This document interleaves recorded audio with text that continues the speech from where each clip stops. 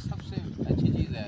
ایک تو دنیا کی دوری میں رہتے ہیں ہم، کسی کی چون نہ چنا کچھ بھی نہیں ہے، نہ کسی کی چغلی، نہ کسی کی دل آزاری، نہ کسی کے ساتھ کوئی مخاطب ہونا، فقط اپنے اللہ کی یاد میں رہنا، اللہ سے مخاطب رہنا، تو خلل پیدا نہیں ہوتا. تو اس لیے ہمیں یہ جو تنہائی ہے نا یہ اچھی لگتی ہے اور ویرانہ اچھا لگتا ہے. تو کچھ چند لوگ آتے ہیں ملنے کے لیے جو لوگ محبت اور عشق والے لوگ ہیں، تو دوسرے جو فضول لوگ ہیں پھر وہ ہماری طرف منہ نہیں کرتے، وہ آتے نہیں ہیں. وہ تو کہتے ہیں پتہ نہیں اکیلے ہیں کیا کر رہے ہیں. نہیں وہ ویسے بھی ڈر خوف رکھتے ہیں نا جی، ادھر سانپ پھرتے ہیں جی، ادھر اندھیری رات میں ہے جی، یہ مقصد کہ کئی ان کے اندر خوف ہے. خوف ہمیشہ انسان کا اپنا اندر ہوتا ہے. اپنے اندر جب انسان کلیئر ہو جاتا ہے نا اس کا خوف ختم ہو جاتا ہے، کیونکہ اس کا رب پہ بھروسہ اتنا ہو جاتا ہے کہ جو کچھ بھی ہوگا اللہ کی طرف سے ہوگا، اللہ کے حکم کے بغیر کچھ نہیں ہوگا. تو توحید بھی اسی چیز کا نام ہے کہ اللہ کو مان لینا، ان اللہ کل شیء قدیر، ہر چیز پہ اللہ قادر ہے. تو اس لیے پھر وہ انسان نا ڈر خوف سے آزاد ہو جاتا ہے. تو ڈر خوف جو ہے نا وہ اپنے پاپوں کا ہے. بے شک یہ تو چیز ہے. تو جب انسان کے اندر پاپ ہوتے ہیں نا تو ڈر ہوتا ہے، اگر پاپ نہیں ہوں گے تو ڈر نہیں ہوگا. یعنی کہ انسان کے اعمال اچھے ہوں گے تو خوف نہیں ہوگا. خوف نہیں ہوگا. تو اس لیے یہ جب دنیا کی سب دوری کر لیتا ہے، کیونکہ دنیا گمراہی ہے نا. بے شک.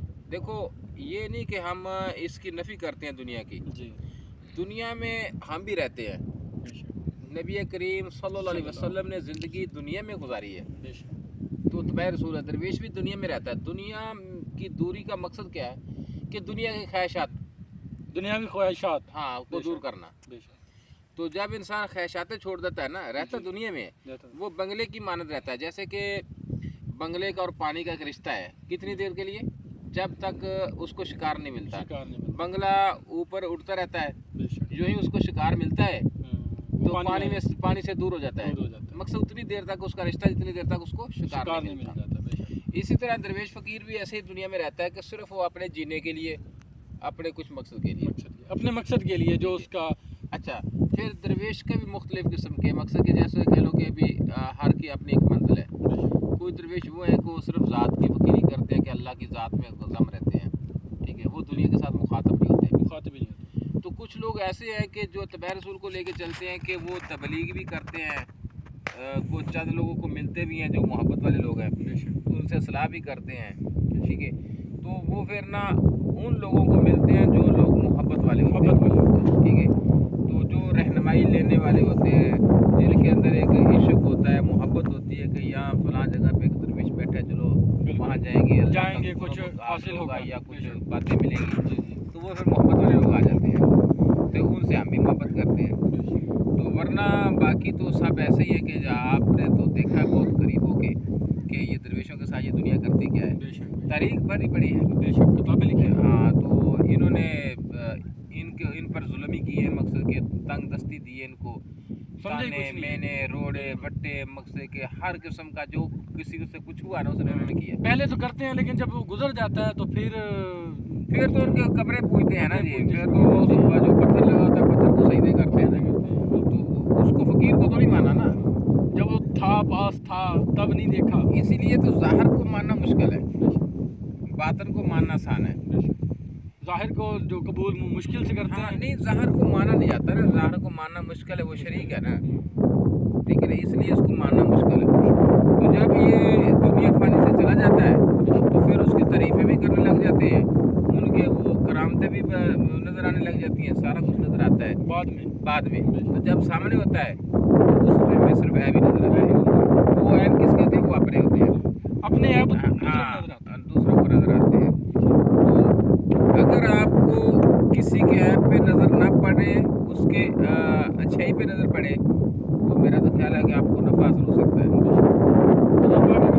کہ اگر آپ خود اچھے ہیں تو آپ کو دوسرے بھی اچھے ہی نظر آئیں گے. آپ دو آدمی چارپائی پہ لیٹے ہوئے ہیں جی، تو دوسرے کی چارپائی کے نیچے آپ کو ہر چیز نظر آئے گی. اپنی چارپائی کے بالکل گردن کو مروڑ کے نیچے دیکھیں گے تو پھر نظر آئے گا، اس لیے کہ اپنی چارپائی کے نیچے کوئی دیکھتا دوسرے کی چارپائی اپنے اندر اسی طرح اپنے اندر جھانک کے کوئی جاتی بات کہ میرے اندر کیا ہے، دوسروں کے ایپ نظر آتے ہیں. تو وہی لوگ سارے میں ہیں. اس لیے کہ کوشش کریں کہ کسی کی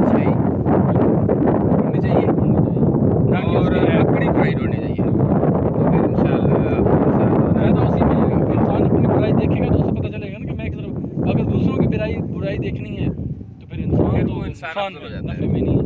देखो आप लोग अभी घर से आए हैं और इतनी अंधेरी रात में आए हैं, तो आपके अंदर एक इश्क था या मोहब्बत थी या जो भी रिश्ता था, ठीक है, आप वो मोहब्बत के साथ आए हमारे पास, ठीक है। आगे आपने देखा है कि ये सब अंधेरा ही अंधेरा है, ठीक है।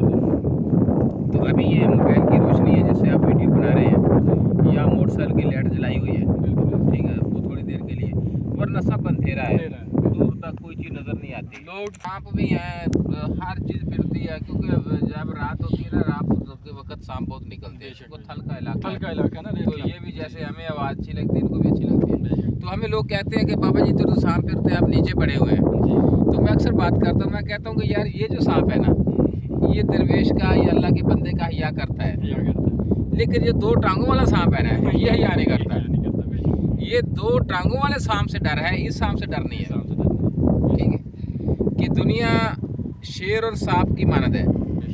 कैसे कि सांप की तरह ये डसती है, शेर की मानद ये हड़प करती है कि किसी का ही माल आया हड़प कर गया, और किसी को भी जो जिसने भला किया उसी को डंग मारा, ठीक है, दुनिया की इसी मान दुनिया से। तो सरकार ने बड़ा खूब फरमाया, सुल्तानुल आरिफीन लाजपाल शहंशाह फरमाते हैं कि नाल को संगी संग ना करिए, कुन्नू लाज न लाइए हो, तुम में तरबूज हरगज नहीं होंदे, तोड़े तोड़ मक्के ले जाइए हो, कावां दे पुत हंस नहीं थींदे, पवां मोती चोग चगाइए हो, सप्पां दे पुत कदी मित्र नहीं होंदे, पवां चूलियां दुध पलाइए हो, ते कौड़े खूह कदे बाहू मिठे नहीं होंदे, पवां लखां मन खंड पाइए। लो जी मेरे प्यारे व्यूअर्स, अस्सलाम वालेकुम। बच्चे की बड़ी हिम्मत है कि रात के वक्त आया हमारे पास और मोहब्बत के साथ, तो आप तक ये चंद कीमती अनमोल तोहफे जो बातें हैं आप तक पहुँचाइए। अल्लाह हाफिज़।